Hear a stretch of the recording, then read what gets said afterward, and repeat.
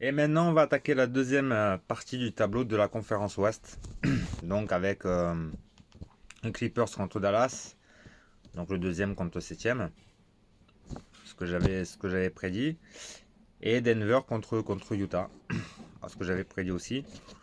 Alors du coup, j'avais mis avant la bulle pareil, j'avais mis Dallas pour créer la surprise contre les Clippers. Mais comme il n'y a que les imbéciles qui ne changent pas d'avis, et ben du coup j'ai changé d'avis. J'ai changé d'avis sur ça, tout simplement parce que Dallas m'a un peu déçu sur cette bulle. Ouais, ils m'ont un peu déçu, alors ils pourraient me faire tromper comme les Grizzlies ont réussi à me faire tromper parce qu'ils ont été un peu en dessous de la saison régulière. Euh, Ils auraient pu finir 8ème, les Grizzlies. Mais par contre, hier, ils ont fait un match énorme. Donc Dallas pourrait faire pareil, un peu moins bien là, pendant cette bulle. 3 matchs gagnés sur 8. Et là, ils pourraient tout donner et titiller un peu les Clippers. Mais bon, titiller les Clippers, ça ne veut pas dire gagner une série. Là, on parle sur le meilleur des 4 matchs, des 7 matchs. Et ça risque d'être vraiment très compliqué de ce que j'ai vu. La rotation a quand même été bien faite du côté des Clippers. On a bien géré encore comme d'hab le temps de jeu de Leonard, de Paul George.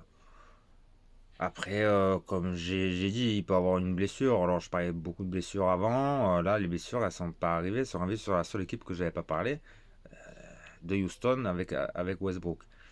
Mais bon, on n'est jamais à l'abri de rien. Il peut toujours avoir une blessure d'un côté ou de l'autre. Après, en saison régulière, c'est intéressant. En saison régulière, sur les stats, les Clippers ont battu Dallas 3 fois. Et ils se sont rencontrés 3 fois. Donc voilà, les Clippers ils ont gagné 5 sur 8 dans la bulle, Dallas 3. Ouais, bon, ils étaient sûrs d'être septième, donc est-ce qu'ils sont un peu préservés aussi Porzingis, je ne l'ai pas trouvé flamboyant. Doncic, qui fait aussi ses matchs, mais après tout seul, ça va être compliqué. Donc moi, je vois quand même là une série des Clippers sans grande surprise. Peut-être un match peut-être en dessous. Donc une série 4-1. 4-1 pour les Clippers. Voilà, changement d'avis sur ce match-là. Tout simplement parce que Dallas m'a pas convaincu, au contraire, ils m'ont un peu déçu. Mais comme je dis, peut-être qu'ils se préservent. Ça peut être comme les Lakers aussi qui m'ont déçu. Euh, mais peut-être parce qu'ils étaient sûrs de leur place, ils vont se préserver. Mais le problème, c'est quand vous préservez comme ça, après, vous n'avez aucune garantie. Peut-être vous le savez à l'entraînement, vous savez les garanties que vous allez avoir, la forme physique. Mais quand vous arrivez contre une franchise qui sont vraiment au top de leur forme, là, il faut être à 100%. Et être à 100% d'entrée directement, c'est assez compliqué. Donc, donc les Clippers vont être physiquement au même niveau, voire un supérieur à Dallas. Et je pense que l'équipe, collectivement, elle est supérieure à Dallas dans ce que j'ai vu et dans la continuité de ce que j'ai vu. Et l'expérience risque de parler avec, pourquoi pas, peut-être un futur encore double MVP de Leonard. Donc, donc voilà, série 4-1 pour les Clippers. Voilà pour moi. Donc on verra bien. Ensuite, l'autre match, Denver contre Utah. Voilà, Denver contre Utah. Utah aussi, une franchise que j'avais dit, qui s'écroulerait. Mais ça a un peu été le cas, très décevant. Euh, J'aime pas trop cette équipe. Voilà, ok, il y a Gobert qui a fait ses matchs aussi. Mais Donovan Mitchell, non, je l'ai pas trouvé flamboyant. 3 victoires sur 8 aussi. Denver aussi. Un peu déçu aussi de Denver. Là, c'est pas une série qui va m'emballer plus que ça. Voilà. De toute façon, un des deux qui passeront, à mon avis, chuteront contre les Clippers. Denver, ouais, Denver m'a un peu déçu aussi, un peu comme Dallas. Voilà, je l'ai pensé un peu supérieur. Voilà, en saison régulière, ben pareil, Denver et Utah se sont rencontrés 3 fois. 3 victoires pour Denver. Voilà. Mais comme les deux, ils ont fait 3 sur 8 dans la bulle. Denver, ils sont un peu en dessous. Utah descend un peu aussi. C'est une série, ouais, je sais pas, ça m'excite pas trop.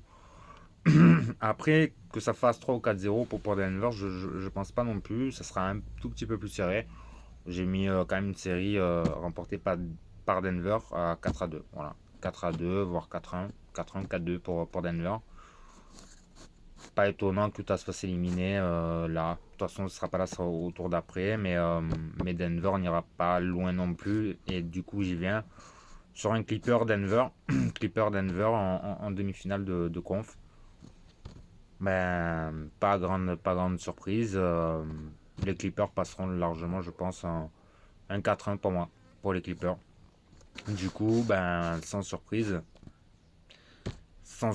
ben, ça ferait un Portland Clipper en finale de conf. Ouais, un Portland Clipper en finale de conf. Ouais, j'ai changé, j'ai un petit peu changé. J'avais mis un Lakers contre Dallas et Dallas a éliminé les Lakers. Là, Dallas, m'ont déçu. Portland est sur une dynamique très intéressante et même inquiétante pour les autres franchises. Par contre, je pense qu'ils vont exploser physiquement à un moment et contre les Clippers ou qu'ils auront bien géré leur temps de jeu par rapport à leur top player. Ça va exploser. Ça va exploser et j'ai mis 4-2 pour les Clippers en finale de conf contre Portland. Donc les Clippers iront en finale NBA. Pour moi, voilà, ils sont favoris. J'avais dit que ça servait à rien de mettre les favoris, donc je les mettrai quand même. Je mettrai quand même pas une pièce de toute façon pour ni vainqueur de conf ni vainqueur de la NBA. Mais par rapport à ce tableau-là, voilà, je reste sur cet avis. Après, après, il peut y avoir des surprises, mais le Portland Clipper, voilà, il peut y avoir une petite surprise du côté de Portland. Et les Clippers, vu le tableau qu'ils ont, vu les équipes qu'ils vont rencontrer, qui sont en dessous de ça, voilà, en dessous de ça, je les voyais plus forts. Voilà, je les voyais plus forts. Est-ce qu'ils se préservent vraiment pour les playoffs? Ça peut faire, comme je vous dis, ils peuvent me faire mentir. Mais si ces équipes-là, Dallas, Denver, Utah, restent dans la continuité de ce qu'ils ont montré dans la bulle, je ne les vois pas du tout inquiéter les Clippers. Voilà. Et c'est ça qui me fait changer d'avis, tout simplement. Après, intrinsèquement, sur ce que j'avais vu de la saison régulière, moi, je craignais vraiment Dallas et Denver. Dallas et Denver. Ça aurait été un beau choc en demi-finale. Mais là, ce qu'ils ont montré, je sais pas, je les sens quand même en dessous. Je les sens quand même en dessous et ils ont bien géré les Clippers, je trouve, le temps de jeu de. Et après, toujours pareil, il peut y avoir une blessure de Paul George ou de Leonard, mais admettons qu'il n'y ait pas de blessure, les Clippers sont quand même au-dessus. Voilà, et donc les Clippers en finale contre Portland. Donc ça peut être Portland ou KC ou Houston. Ça dépend aussi de la blessure de Westbrook. Donc voilà, donc pour le fun, Portland contre Clippers. Voilà, finale de Conf West. Et Clippers gagnant. Au moins 4-2 sur la série. Voilà, ça c'était du côté Ouest. Donc quand même des gros matchs à venir, vraiment assez serrés. Il va y avoir plein d'intensité, c'est cool. Maintenant, on va aller à l'Est où c'est un peu plus facile, entre guillemets. Il peut aussi avoir des surprises. Mais là, c'est un peu moins intéressant déjà dans le premier tour. Il n'y a pas vraiment de confrontation intéressante. Il y en a deux. Une sûre où ça va être méga serré aussi. Et une autre où il peut y avoir une petite surprise, on y reviendra. Donc on va commencer par le premier dans l'ordre, toujours les Bucks contre Orlando. Donc pareil, en saison régulière, les deux dans la bulle, on fait 3 sur 8 aussi. Ouais, les Bucks, ils ont essayé de gérer un peu aussi leur temps de jeu. Même avec un Giannis en forme, quand ils ont gagné les matchs, je ne les trouve pas flamboyants. Giannis passage en force, ouais, Giannis c'est une bête, mais sans lui, enfin, je sais pas, je les sens pas cette franchise-là, je sais pas. En tout cas, contre Orlando, qui va être sparring partner dans cette série-là, je pense, en saison régulière, c'est 4 victoires pour 4 confrontations pour les Bucks. Donc je vois pas pourquoi ça changerait. Donc j'ai mis 4-0, voire 4-1. C'est pas avoir un petit relâchement, mais bon. Bref, en tout cas, série largement facilement gagnée pour les Bucks. Qui iront du coup en demi-finale. En demi-finale contre qui? Alors, Indiana ou Miami, on a vu que c'était chaud entre TJ Warren et Butler, c'est chaud. Ils se sont rencontrés le dernier match de la saison régulière, ils sont chauds bouillants. Et sur la saison régulière, du coup, ils se sont rencontrés 4 fois. Et Miami a gagné 3 fois. Par contre, la série d'Indiana dans la bulle, elle est pas mal. Hein, c'est une des meilleures séries. 6 sur 8. 6 sur 8. Et Miami, 3 sur 8. Ouais. Donc c'est vrai quand on voit les jeux, quand on voit les matchs, on a tendance à penser que Miami aurait gagné plus de matchs que ça. Ils en ont gagné, ils en ont gagné pardon, que 3 contre Indiana qui en a gagné 6. Mais sur la saison régulière, Miami a gagné trois matchs sur 4.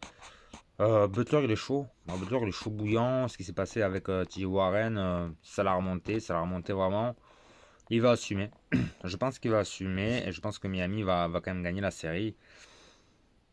4-2 ou peut-être sur un match 7. Donc voilà, 4-2 ou 4-3 pour Miami. Voilà.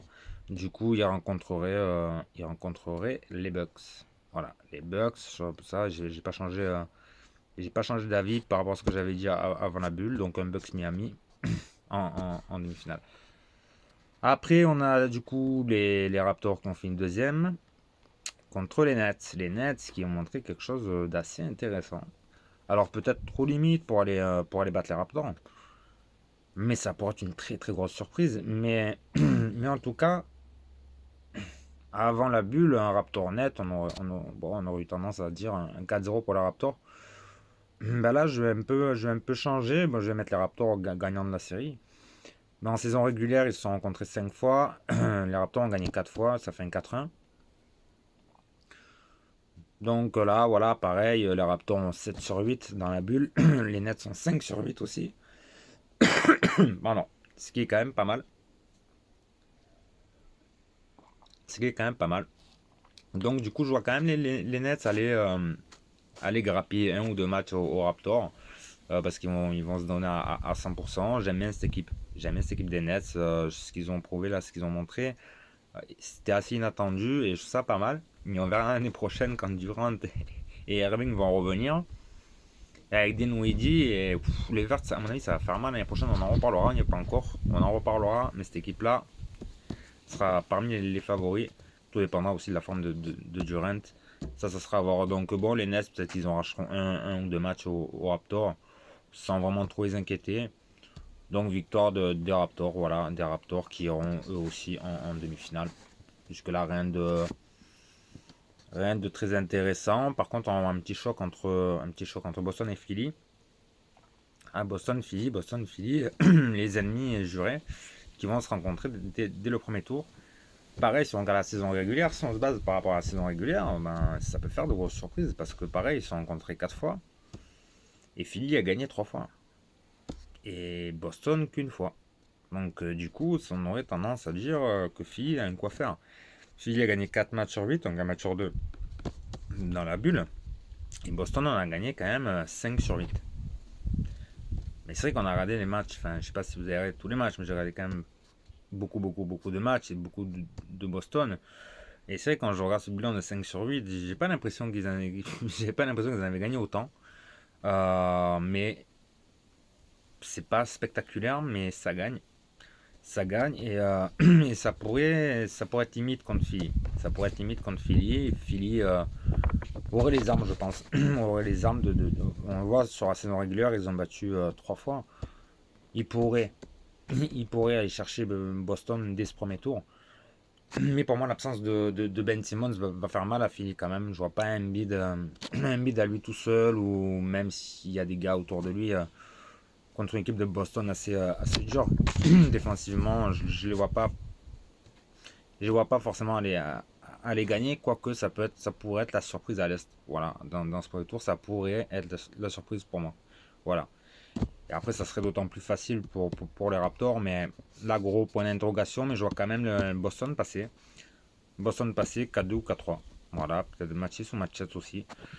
Mais Boston quand même passé avec un point d'interrogation. Et là, on en reviendrait à un Raptor contre Boston. Ou un Raptor Philly. Parce que Raptor Philly, pour moi, les choses sont claires. Les Raptors direct en finale. Mais la seule équipe qui peut battre les Raptors, je le répète, c'est Boston. Voilà, c'est Boston. C'est Boston. Et j'avais dit avant la bulle que Boston pour éliminer les Raptors. Mais là, mon cœur va parler. Forcément, mon cœur va parler. Et d'ailleurs, je vais la mettre et je la lâcherai pas jusqu'à la fin de la vidéo. Voilà. Voilà. Ils sont là. Et ils resteront là. Moi, ce qu'ils ont montré depuis toute l'année. Ce qu'ils ont montré dans la bulle. Pour moi, c'est l'équipe. la plus forte. Voilà, c'est l'équipe la plus forte. Il manque un petit truc aux Raptors cette année. Il manque un top player. Malheureusement, ils n'ont pas trop su remplacer Leonard et c'est ce qui me fait un peu peur sur ces playoffs là. C'est ce joueur qui va apporter la petite différence. Mais ils ont un top 5, une profondeur de banc, mais qui leur permettent même de gagner des matchs avec des bancs contre des grosses franchises. Et on les a vus, ils auraient pu faire des impasses sur certains matchs, ils ont fait tourner, ils ont gagné les matchs, ils sont allés les chercher, ils ont battu les Lakers, j'ai rien à dire, ils ont fait un parcours quasi sans faute, ça peut faire peur. C'est vrai que ça peut faire peur parce qu'il manque ce petit truc là. Ils ont bien fait reposer tous les joueurs, il n'y a aucun souci, le coach Nurse il est fantastique. Pour moi tous les voyants sont ouverts pour les Raptors. Mais le seul truc qui manque, ça peut être voilà, justement le top player, ce petit joueur qui peut faire la différence et qui malheureusement cette année ils n'ont pas trop su remplacer. Mais ça reste les champions en titre. Et moi quand je vois tous les médias, que ce soit les médias français, que ce soit les médias américains, personne n'en parle. Personne n'en parle, personne ne les voit favoris. Alors je me suis posé la question, et c'est comme, je crois que c'est Jacques Monclar qui en parlait, qui parlait de Doncic et qui disait que Doncic ne serait jamais élu MVP, même s'il fait la meilleure saison, il serait jamais élu MVP, et ni même idolâtré aux États-Unis, tout simplement parce qu'il n'est pas américain.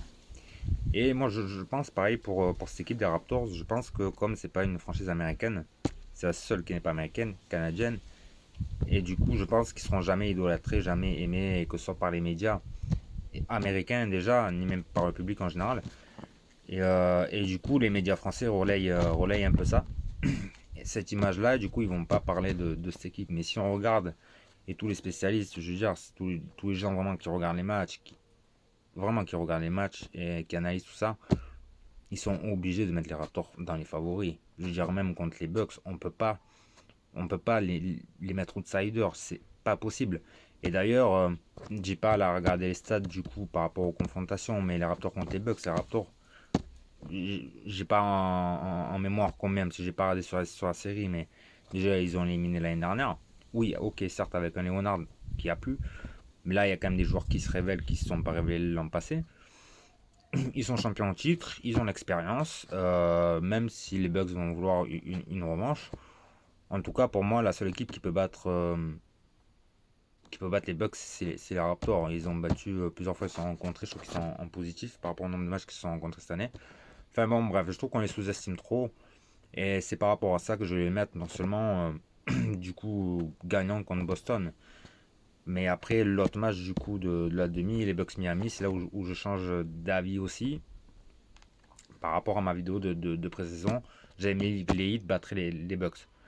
Là, là, malheureusement, je trouve que les Bucks ils ont eu pas mal de temps de repos. Ils vont avoir un petit match contre Orlando qui va un peu leur remettre en jambes. Ils vont arriver contre une équipe de Miami mais qui va batailler ferme contre Indiana. Si c'est pas Indiana qui passe. Et le match qu'il y a eu là pendant la bulle, le Bucks Miami qu'il y a eu, ça a fait tourner, à mon avis, psychologiquement la tête aux joueurs des Heat s'il les rencontre. Tout simplement parce qu'ils menaient de 21 points. C'était à la mi-temps ou au début du troisième quart-temps. Le Miami menait de 21 points et ils ont réussi à perdre à plus de 10 points. Donc ça veut dire que les Bucks, ils perdaient large et ils ont réussi à se réveiller et ils ont envoyé un message fort à Miami. Et je pense qu'ils ont envoyé un message fort à Miami en disant bon les gars, vous pouvez mener de 20 points, mais on finira par gagner. Et ça, si Miami arrive à jouer contre les Bucks, malheureusement j'ai peur que ça reste dans les têtes ce match-là. Donc pour moi les Bucks qui gagneraient la série du coup contre une équipe de Miami psychologiquement un peu en dessous. Voilà.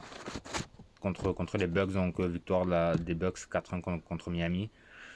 Donc voilà, les Raptors du coup si gagnant contre Boston 4-2. Voilà.